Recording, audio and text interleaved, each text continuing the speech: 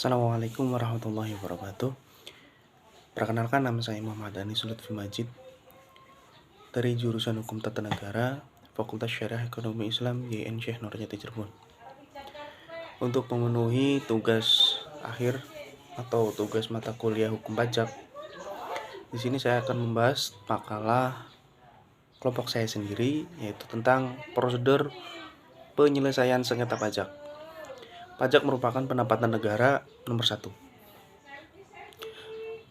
Dalam Undang-Undang Nomor 14 Tahun 2002 tentang Pengadilan Pajak memberikan solusi untuk secara bersama-sama menuju pada titik mengenai perpajakan. Namun banyak ketidakpuasan bagi wajib pajak berkaitan dengan jumlah pajak yang terhutang. Dalam Pengadilan Tata Usaha Negara, lebih khususnya di lingkungan Pengadilan Tata Usaha Negara, seharusnya dapat menjadi perubahan terhadap prosedur penyelesaian pajak. Pada dasarnya, sistem self-assessment atau badan yang memenuhi kriteria sebagai wajib pajak harus sadar diri dengan mendaftarkan, melaporkan, membayar kewajiban perpajaknya tanpa menunggu surat ketetapan pajak atau yang disingkat SKP.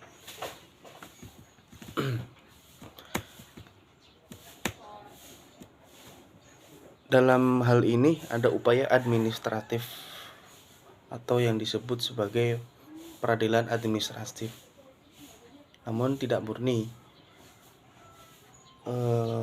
Syarat-syarat peradilan administrasi yang murni misalnya karena tidak nyatanya suatu perselisihan atau karena mengadakan peradilan termasuk dalam suatu merupakan bagian dari salah satu pihak.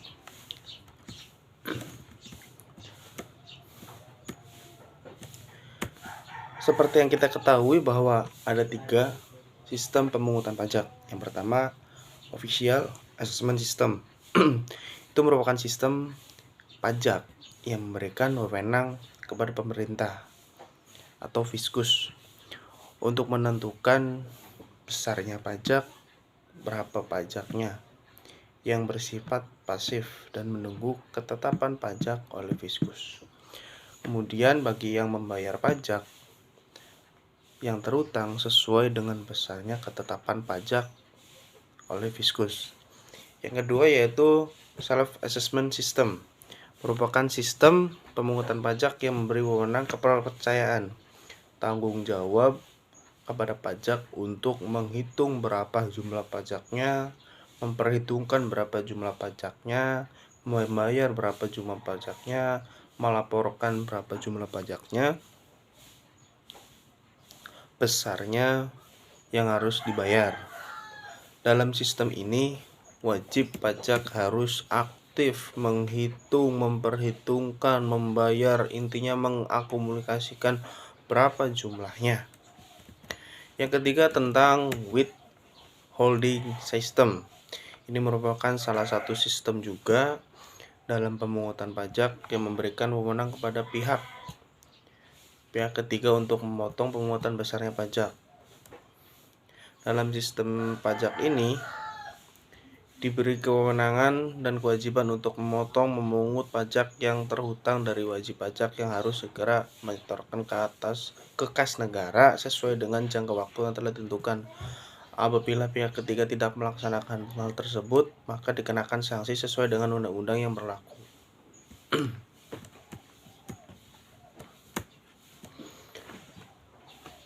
Dalam hal ini juga ada penyelesaian sengketa pajak melalui lembaga keberatan, banding, gugatan, atau peninjauan kembali yang dilakukan oleh institusi tertentu yang ditentukan oleh undang-undang pajak, yaitu 1. Tentang keberatan. Keberatan merupakan salah satu upaya hukum yang wajib pajak apabila diperlakukan tidak adil oleh fiskus. Upaya hukum keberatan ini dapat dilakukan oleh wajib pajak. Apabila merasa kurang atau tidak puas atas ketetapan pajaknya, atas yang ditentukan pajaknya berapanya.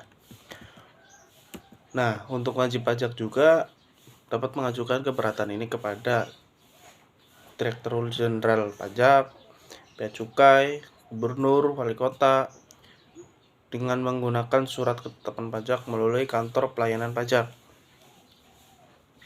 Bisa melalui juga Bea Cukai juga, Dinas Pendapatan Daerah.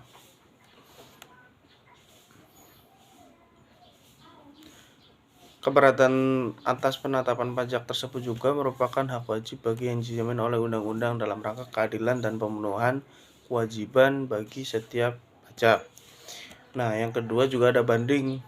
Dalam banding, surat keputusan keberatan yang diterbitkan oleh Direktur Jenderal untuk jenis pajaknya maupun yang diterapkan oleh kepala daerah atau pejabat yang ditunjuk untuk disampaikan kepada wajib pajak untuk dilaksanakan sebagaimana mestinya, yaitu dengan membayar pajaknya.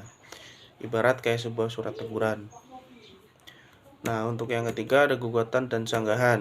Gugatan itu merupakan upaya hukum yang dapat dilakukan oleh wajib pajak atau penanggung pajak terhadap pelaksanaan penagihan atau terhadap keputusan yang dapat diajukan gugatan diatur dalam perundang-undangan perpajakan yang bersangkutan. Nah, yang kedua ada sanggahan.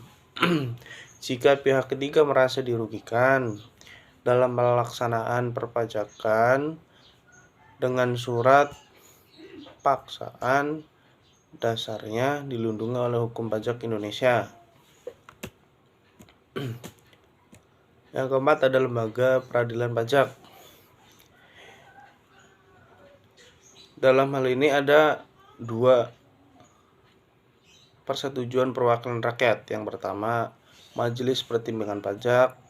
Yang kedua sejak 1 Januari 1998 ada berlaku Badan Penyelesaian Sengketa Pajak atau BPSP. Nah, untuk yang kelima yaitu tentang pengadilan pajak. Dalam Undang-Undang Nomor 14 Tahun 2002, Pengadilan Pajak mempunyai tugas dan wewenang untuk memeriksa dan memutuskan sengketa pajak. Apabila diikuti ketentuannya terdapat dalam UU Nomor 14 Tahun 2002 tentang pengadilan pajak.